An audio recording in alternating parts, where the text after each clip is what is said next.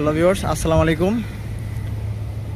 আপনারা সকলে জানেন যে আমি ইতিমধ্যে মালদ্বীপে আছি। তো আমার সাথে দেখতে পাচ্ছেন যে আমার একটা ছোটো ভাই বলতে আমি মাত্র নামাজ থেকে বের হয়েছি। ওই পাশে হচ্ছে মসজিদ, ও মসজিদ থেকে নামাজ থেকে বেরোনোর পরে আর একটা ছোটো একটা পার্ক। তো আমি এই পার্কে এসে বসে দেন হচ্ছে ওই ছোটো ভাইয়ের সাথে আমার কথা হয়, মোটামুটি পরিচিত হয়। সে হচ্ছে বাংলাদেশের, কিন্তু কথা হচ্ছে সে আসছে এখানে প্রায় কয় মাস হয়েছে ভাই? সে আসছে এখানে 9 মাস হয়েছে অলরেডি। কিন্তু কত দিয়ে আসছো? 4 লাখ টাকা দিয়ে আসছো না? আচ্ছা, ওই 4 লাখ টাকা দিয়ে দিছো, এটা মানে কে ছিল? তোমার রিলেটিভ কেউ বা কে ছিল? দালালের মাধ্যমে আসছিলাম। মানে জাস্ট একবার চিন্তা করেন, সে আসছে দালালের মাধ্যমে, তো এখন সে 4 লাখ টাকা দিয়ে আসছে। তুমি যখন আসছিলা তোমার কি বলছিল? বলছিল তোমাকে ভিসায় না, তোমার এই কোনো কোম্পানিতে বা এরকম একটা কিছু নিয়ে আসবে না? আচ্ছা, তো সে যখন বাইরে আসবে বা মালদ্বীপ যখন আসবে, দালাল ওরে বলছে যে সে কোম্পানির ভিসায় আসবে, মানে ভিসায় আসবে কোম্পানির ভিসায়। স্যালারি কত ছিল? আচ্ছা, $300 তার স্যালারি। এটা বইলা তারে এই মালদ্বীপে আনছে।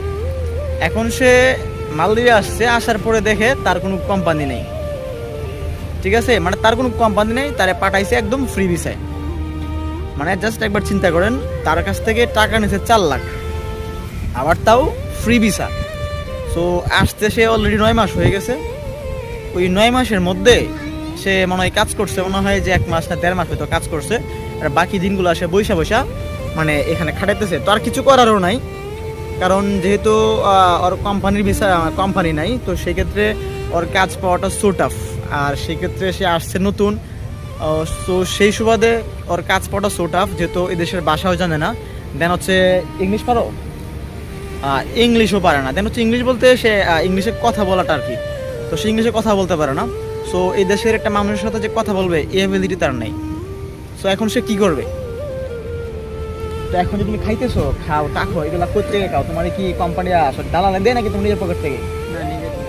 আচ্ছা, তো চিন্তা কর, নিজের পকেট থেকে সে চলতেছে, খাইতেছে, থাকতেছে। এখন এখানকার যে থাকা বা খাওয়া, আপনি যদি নর্মালিও খাইতে যান তাহলে বাংলাদেশের টাকায় প্রায় 10,000 টাকা খরচ হবে।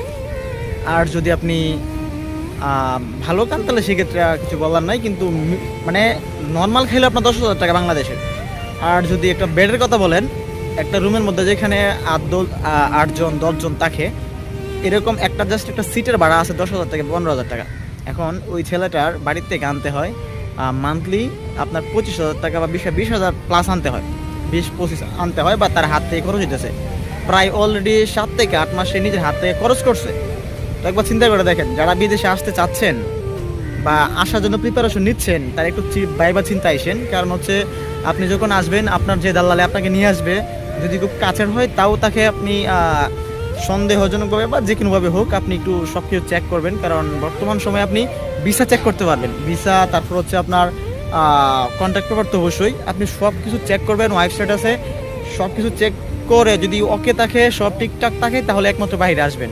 আদারওয়াইজ আমি মনে করি যে বাইরে আসার কোনো দরকার নাই যদি সব কিছু ঠিকঠাক না থাকে। আর যারা নতুন তারা তো অবশ্যই ফ্রি ভিসায় কখনোই আসবেন না।